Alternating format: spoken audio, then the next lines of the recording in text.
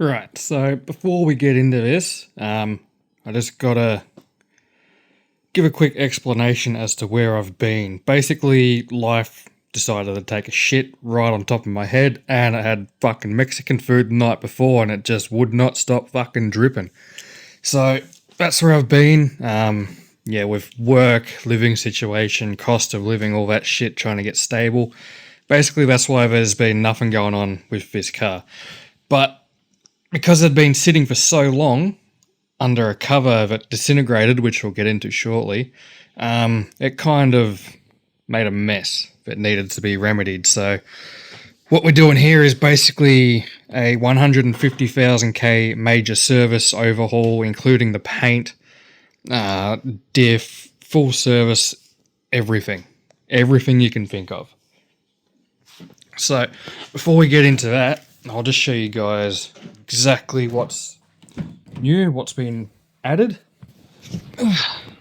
So you would have remembered we got gauges in from Alan at Rev High. Well, one of my mates, Rowan, he makes custom fascia panels. Shout out to him. I think I mentioned him in the last video. But yeah, got the fascia panel put in. I'm not going to start the engine because garage is closed. But if we start it, I added backlighting to the logo. We got 4 USB ports and obviously gauges. Boost gauges up here. These are a weird size. They're 62 millimeters. Oh, hang on, let me shut this up because it's not reading oil pressure. No, that's boost. Shut up, fuck you. Alright, so basically these are a weird size, these gauges. These are about 62 millimeter, thereabouts. They're not your standard 52 millimeter size gauges that are pretty universal to everything. So I could not find a pillar pod that would fit that size. So I just did a dodgy and just teched it straight in. Zero fucks given, I really don't care. I'm going to change all this to black soon anyway because I got the two-tone, the whatever color this is, cream on the black. And I really don't like it. I've wanted to change it for ages, so because that's getting changed out anyway, I didn't care about drilling straight into it. It's going to get changed anyway. But as for the fascia, I literally just grabbed a parking globe with the housing, wired it straight into the 12-volt socket for the, your 12-volt socket, so it turns on with accessories. So if we just turn the ignition off, it turns off. Nice and easy. But if you guys want something like this, I'll leave his description down below. You can message him for whatever you want. He can custom make panels like this for anything you're thinking of doing. So that's new, obviously the panel. But one other thing I've added. Now, we didn't have these on the video that we made, but I did buy one. It's funny. I bought one of these, a vented catch can, because obviously, it's an unopened motor, so venting for a catch can is pretty self-explanatory, but they sent me 2 of them. So I just slapped the second one on, fuck it. Other than that, everything's essentially still the same. I changed this over. Now, I don't know if I still have it. But yes, I know this is really restrictive. I know it's not optimal, but when the car was tuned, the pod filter that was on there was crushed, blocked, collapsed. It was the worst I've ever seen. You couldn't even see daylight through it with a flashlight plugged straight into it. It was really bad. And we tuned the car on that fucking crud, and we still made 350. So going from that to this, I mean, fucking best case, we made no gains.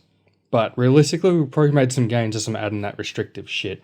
But eventually I'm going to be making a stainless system that runs down underneath the rail, and then we'll have a big potty mounted right behind the holding badge. So it's basically going to go around, up, and going to have a big potty sitting right there. It's just a lot of custom fabrication that has to be done there, so I'm still mapping it out, getting measurements, and sourcing shit, which is a bit hard with the fucking cost of living these days. But that's what's new. We got the custom fascia panel, and we got the 2 vented cans. And just one other thing that was preventing me from making videos, my PC died, so I had to build a new one, as you can see. For those interested, which probably won't be many of you, but it's a 5090 14900K with 64 gig of DDR5 at 6000. So before I was running on a 4TB hard drive, Spinny Boy, and it was fucking painful to edit. Now I've got two sets of 4TB NVMe drives, which I can show you. Yeah, so now we got two 4TB drives, and they're solid state. So editing is going to be an absolute breeze now. But that was another thing that was just preventing me from making videos. That's why there hasn't been fishing videos either. I just haven't been able to make any. But we're back in business, so I'm going to try get out a bit more and start making videos again.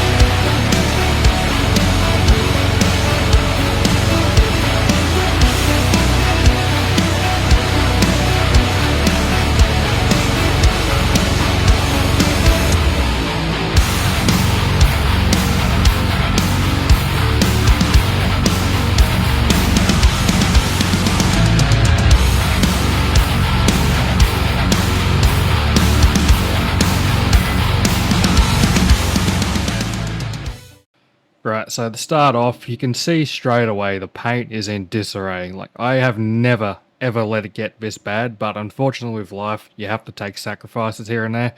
In my case, the car's had to sit under a cover for these last probably 2 years. I don't spend a lot of time at home, and as a result, the cover got kind of disintegrated through lack of maintenance, and as a result, I don't know what happened, but there was a coating on top of the cover that seeped through and started eating away at the clear coat. So when I noticed that, it was fucking all hands on deck, drop everything, get this sorted, get a new cover, restore the paint, because if I let that sit, it would have just completely destroyed it.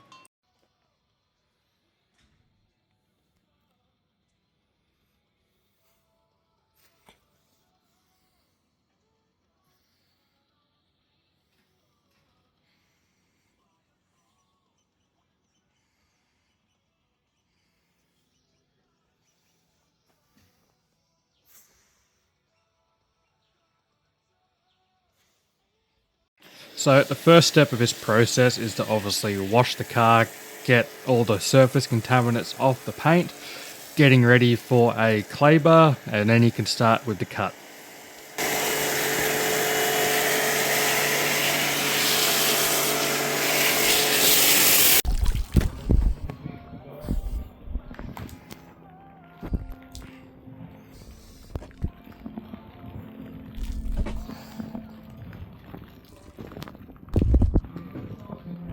So the clay bar process, think of it kind of like in a magic eraser for your car's paint. Any little microscopic bit of dirt, contaminant, iron, whatever it is, it's going to be sitting in those little tiny grooves in your paint. This is basically going to glide over your paint, pick those contaminants up, so what you're left with is basically a perfect foundation to go over with your cutting compound, giving you a nice smooth finish ready for your ceramic coat. Now, once the clay bar procedure has been done over the entirety of the car, you're left with a foundation that's good for the cut and polish. So what you do up to that point is you mask off all your plastics, all your trims, all the stuff you don't want cutting compound ruining, then you're ready to go. So I'm going to leave you with a little bit of a montage of going over with the cut before and afters, and you'll see how it turns out.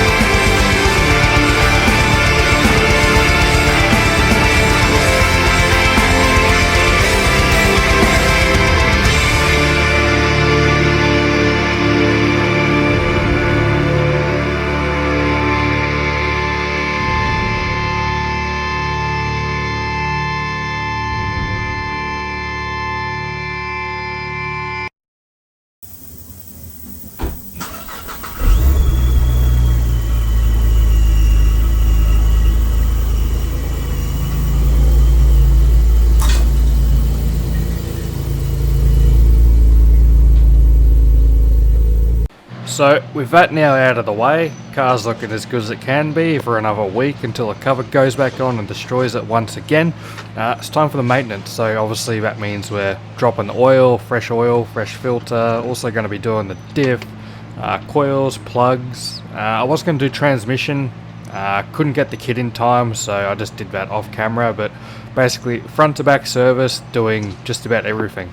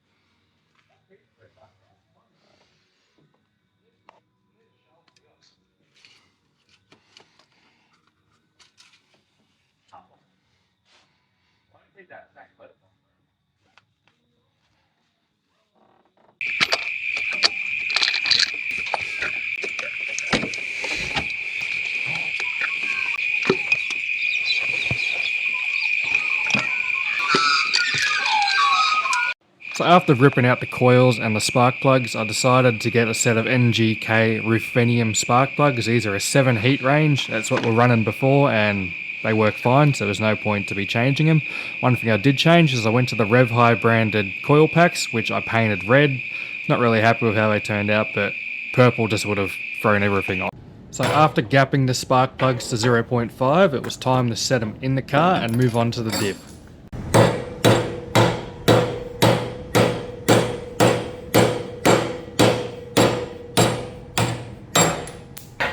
So in editing, I realised that the clips I had of servicing the diff got corrupted, and I didn't realise until just now. So I'm like, it's not really interesting. You just pull out a plug, drain the oil, put new oil in, you're done. It's not really entertaining enough. So we're going to skip straight to the end where all the work was done. I had my mate with me at the time who also owned an SV6, but he chose to LS3 convert his in a wagon. So you've got two completely opposites. He's never been in my car, but I've been in his. I've experienced his. Now it's his turn to experience mine. So we're going to see what he thinks. Okay, ready for some flutter?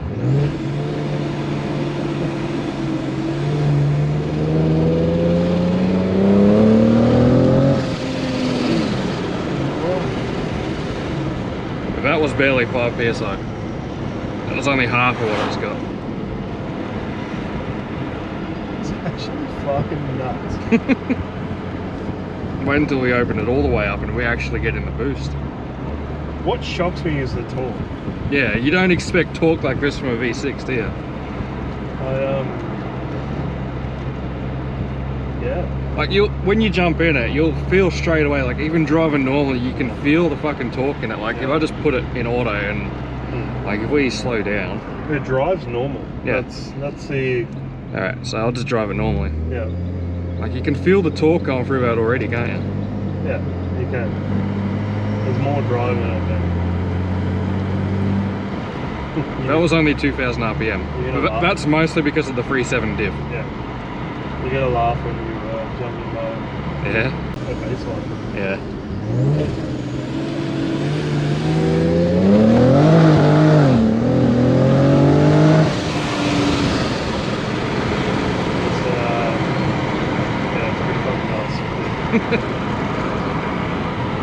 It's not what you expect from a V6. Oh, a Holden V6. I'm not gonna lie, it's exactly what I expected from a V6. From this one. Yeah, like, I don't know, people knock this motor, but the LF3, LF4... But the people that knock this motor are the same people that will do everything fucking everyone tells them to do. Oh, everyone tells me I have to get an SS, I have to get one. Like, have some fucking originality. Do what you want. Yeah. Not what everyone tells you to do. You're not fucking sheep. That's pretty much the core. That's pretty much the core reason why this car exists. Because everyone told me not to do it. That's why I fucking did it. Delivery's smooth though. Like, it's been set up really nicely. I'll be honest, when I built it, it was a bit of a fucking pig. Like, we just slapped the shit on it and sent it. Over time, we refined all the issues, so we found the right plugs that worked for it. But it was actually an issue with the coils. Standard coils weren't really working for us. Yeah. Went to the upgraded ones, which worked okay. And then now we got the Rev High upgraded again ones, which seems to be responding really well to it. The diff woke it up quite a lot. Obviously, the brakes had to be done. Yeah. The brakes are really nice in this. You even think about touching the pedal and the thing's slowing down.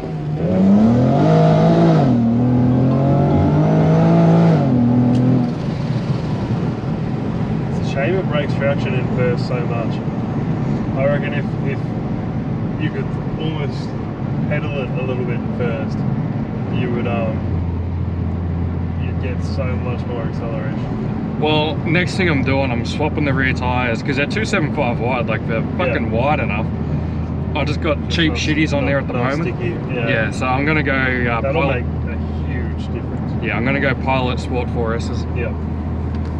Because like I won't get range out of them, but fucking I rarely do, like, on average I do like 2,000 Ks a year in this car.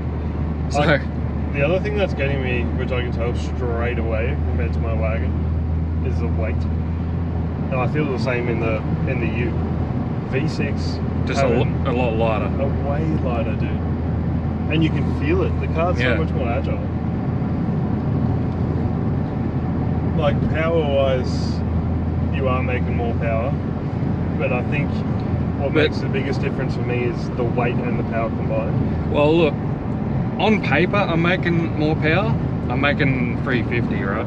But here's the thing, that 350 is only made at 12.5 PSI, which is the very tip of the rev range, right? Yep. So realistically, the power you're getting when you do a pull is from 300 to about 330. That's realistically what you're getting. Whereas I was sitting at 315 in a bolt-on LS3. So we don't. Power-wise, it does feel similar, but I think it's the weight and the extra power yours is making that just is frying these tires. My rears are definitely stickier than whatever you've got on. Yep. But this is fucking cool, dude. This is really cool. And the best part is you maintain fuel economy, which is very important these days. Oh yeah. So, like, I have taken a hit putting the diff in. I would get like 1,000 Ks before. Now I get about 700-ish. That is, yeah. But driving it like this, you get 700. Yeah. That's still fucking this is a Sunday going. driver. This is no longer a daily driver. So 3.7 gears makes sense. But yeah, so overall, like, because you have a modified, well, I say modified, LS3 swapped SV6 with a full exhaust. That's it. You got an OTR. OTR and engine back exhaust, or DP. They make a few different sizes, but I got the biggest one from the original DP exhaust. So realistically, we're similar to power, but how would you compare that to this with 2 less cylinders? It's honestly completely different, but the same in a lot of ways. The biggest difference that I notice is the delivery, I guess, power band, as well as the weight. Being a lighter motor with the same amount of power, this car is definitely quicker than an arguably stock LS3. You can feel it, the way it breaks traction in first and second. It's got surprising amounts of torque. Like really surprising. Mind you, we're talking about a 3.6 litre V6 here. Yeah, it's yeah. The motor gets a lot of hate for its noise, but I think it's a well put together engine if maintained properly. Look, if it's just like anything, you look after it, it's gonna be fine. There is a few exceptions, like obviously your fucking Subaru engines, Yeah. because they're just design philosophy factory, but we're not even gonna fucking open that can of worms, because I don't want 10,000 fanboys fucking sending me fucking hate mail every fucking weekend. But it's the same with your LSs. I'm gonna pitch it out there. Your fucking valve seal problems. Oh, your fucking yeah. valve seats. That's a major problem with those engines, but you never hear anyone talking about it. I think it's spoken about a lot. Like LS3s have obviously lifters that drop. LSA cars have core shift. Every single model has their own, I guess, inefficiencies or issues that will break down the motor over time. And like any motor, it depends on how it was manufactured on the day. So you can have a good one right next to a bad one, and you'll never know until it happens to you. Like there is no fucking, this car has no right to be this quick. It's actually scary. And the strange thing is, sound, not even going to go there. If you can look past sound, going from a V8 to this, it's arguably same amount of power, more fuel economy, worse sound, obviously. My car's making 315 at the hubs. If this is making 350 at the wheels at peak, this is handily making more power, and it feels it. Between the weight and the power it's putting down, it's fucking scary to be a passenger, to be honest. Yeah, again, like I said, the 350, you only make that at the very peak. Mm. So realistically, the actual power is more like 320, Yeah. thereabouts.